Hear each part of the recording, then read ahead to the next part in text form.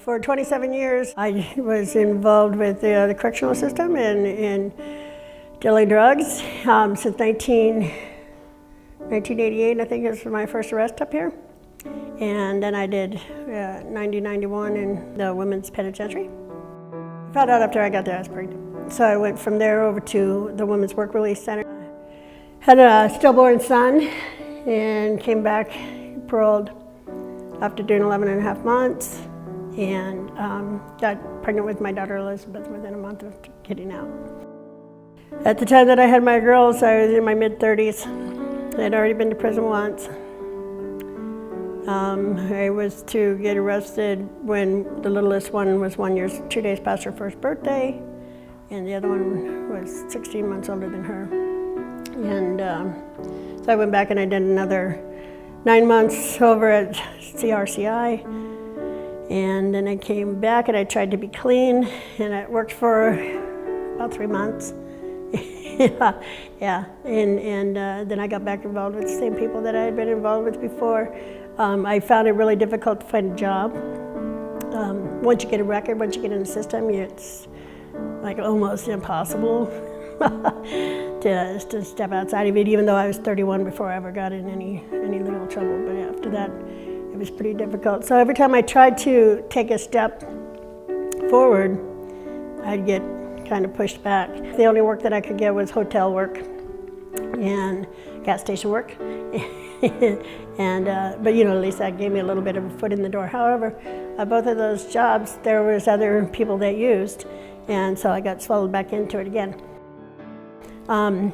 Then the way that I made my living was I sold drugs. That's how I paid my bills. I was recently looking at my Social Security thing, and out of the last 40 years, 25 of them, I was selling drugs. 2006, I was arrested again, and I was sent over to Wilsonville's Coffee Creek Correctional Facility for 2 years. That time I was very fortunate that the judge gave me that 2 years because it was for the first time in my life I was able to get treatment, and I did over a year in treatment.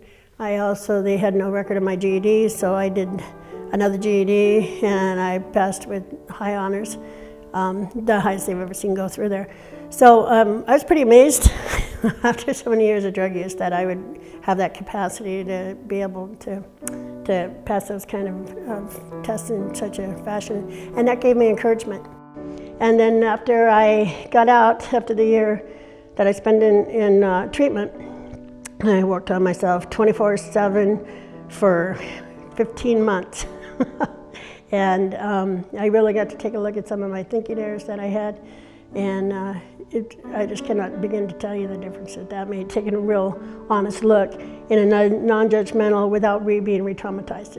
It just made all the difference in the world.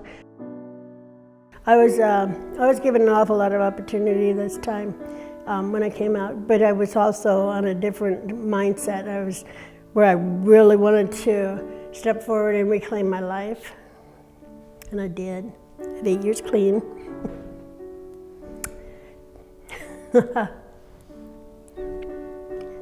My parole officer knew me before, and he always said, you know, it was always really inconvenient for you to go to jail, so you'd always ask me to put you in the woodyard. I said, yeah, it was always inconvenient. It would have interfered with my lifestyle. So this man knew me.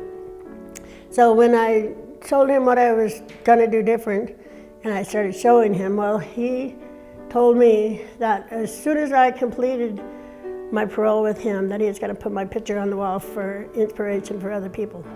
He didn't say if, he said when. And that was very encouraging because he didn't doubt me. When you've lived 49 years and you've always been told that you're less than, or that you can't, or that you're not capable of, well, I got pretty much proved that wrong. I was a TANF recipient there for a short amount of time, and I got involved with COIC, and I did the jobs program through them. And because of my criminal history, I had such a hard time to find anybody that would allow me to volunteer for them. Well, I was told by my jobs coordinator that Neighbor Impact would not use me because of my criminal history, but I did not let that stop me. I went and talked to the head of HR over there, and I was able to volunteer first in the main office there, in her office, working with the files and whatnot, and then I got promoted to a job over at Energy Assistance, the weatherization aspect of it. And I worked there for almost a year, and I proved myself to them. While I was doing that, I was still doing COIC's job program, and I was taking all of the different classes that they offered to me, and then I started taking a life skills class with Denver Sensabaugh. And that just was one step further in my road forward. When I had just started school in 2010, I had gotten a letter from Housing Works. I had put in an application twice, and I got a letter from them saying they wanted to interview me. I brought in a lot of reference letters. I told them my background, and I told them that I had a plane ticket to go and hook up with my family again. And they allowed me to do that and put my interview on hold. And when I came back armed with reference letters from my professors, from my parole officers, from COIC, from Neighbor Impact, and I was approved for a housing voucher. If I didn't have that, I wouldn't be able to be where exactly I am now, and I know that because I would have had to be, in order to keep a place over mine in my daughter's head, all of my income would have had to go there, all my student loans would have had to go there, everything would have had to go to paying my rent and everything. And so this housing voucher, the fact that I was accepted based on my merit and on what I showed that I could do differently and that I was willing to get back to my community has made all the difference in the world. The Pathworks program has helped me so much. You've helped keep me on track, with our different interviews that we've had as far as where I'm at in my progress. That's given me another point of accountability, and it's also given me a lot of encouragement, With this VITA account for education, I'm just going to be so excited. With the opportunity that I was given to go to that leadership council, like you say, man, wow, I've never experienced anything like that in my life. And plus it put me in a group with people from all different aspects, from Kelly and Victoria and you and Carly, to the other women that have been successful with their housing vouchers and in this Families Forward program. So yeah, I'm pretty excited about it all. I'm looking forward to the next steps. Education has completely changed my earning capacity. I completed my 2-year degree in 2 years. And I have continued to go on to Eastern Oregon University, and I'm 4 classes away from my bachelor's in psychology there. It's put me in a field where I'm able to take that. I didn't think I'd work with youth. I thought with my background I'd have to work with adults.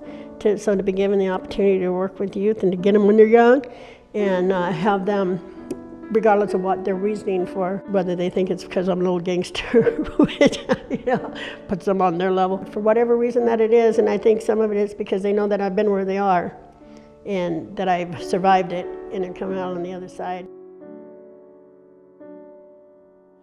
I am motivated by my expectation of a future goal that I have in my education, being able to take that and use that for the betterment of others.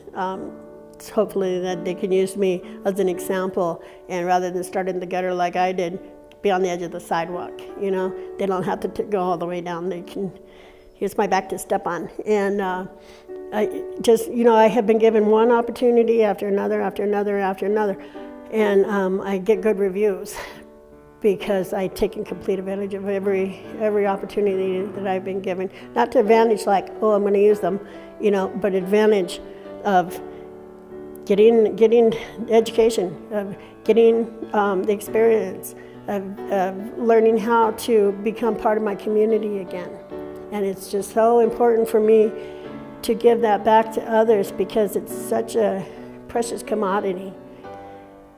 I think that I could pass now for a regular community member, and I don't think that I'll have to claim myself as an addict for forever, but I think that I will, because I don't want to forget where I came from and because I want to have others that are following in my shoes know that at one time I was not I was not as I am now, But it's been through the support of my community, willing to give me a hand as I move forward and progress forward, that has allowed me to turn around and reach back for the others. So it's just so important.